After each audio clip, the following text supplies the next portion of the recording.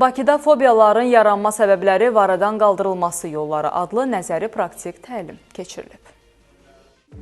Noyabrın 22-sində Fairmont Bakı otelində Bakı Dövlət Universitetinin Psixologiya kafedrasının dosenti, psixologiya üzrə fəlsəfə doktoru və klinik psixoloq Kamilə Kazımova, həmçinin psixologiya ixtisasını fərqlənmə ilə bitirən Fatimə Cəfərovanın fobiyaların yaranma səbəbləri və aradan qaldırılması yolları adlı nəzəri praktik təlimi keçirilib. Təlimdə Milli Məclisin Ailə, Qadın və Uşaq Məsələləri Komitəsinin sədri Hicran Hüseynova, deputatlar Sevinç Hüseynova, Pərvanə Vəliyeva, Asif Əskərov və Ülvi Quliyev, Bakı Dövlət Universitetinin Psixologiya kafedrasının müdiri professor Səxavət Əliyeva, Köln Universiteti Klinikasının professoru Nuran Abdullayev, Azərbaycan Milli Elmlər Akademiyasının vitse-prezidenti akademik İradə Hüseynova, Bakı Dövlət Universitetinin əməkdaşları və tələbələr iştirak ediblər. Təlim çərçivəsində fobiyaların psixoloji mahiyyəti, yaranma səbəbləri, növləri və aradan qaldırılması metodları barədə geniş məlumat verilib. Canlı keys üzərində hipnoz vasitəsilə pişik fobiyasının aradan qaldırılması, virtual reallıq texnikası ilə məruz qoyma metodu, real klientlərin hekayələri və onların psixoloji təhlili iştirakçılara təqdim olunub. Biz bugün burada bir psixoloqu dinləməyə deyil, həyatın özü ilə mübarizəyə qalib gəlmiş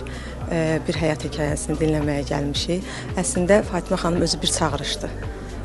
Bugün o sübut etdi ki, əngəl yalnızca bədəndə deyil, insanların düşüncələrində başlayır. Bugünkü çıxış fobiyalarla bağlı deyil, əslində qorxularımızla necə üzləşəcəyimizi və onlarla necə mübarizə aparacağımızı öyrədir.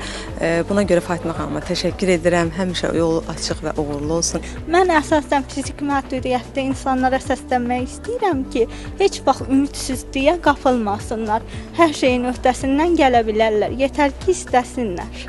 Vaxtında mütəxəssisə müraciət etsinlər, çünki nə qədər tez müraciət olsa, bir o qədər onu aradan qaldırmaq daha tez vaxtda baş verir. Nəinki o fobiya ilə gəzib, o sosial həyatlarını məhdudlaşdırmasın. Təlimin sonunda relaksasiya praktiki olaraq iştirakçılar üzərində tətbiq edilib və suallar cavablandırılıb.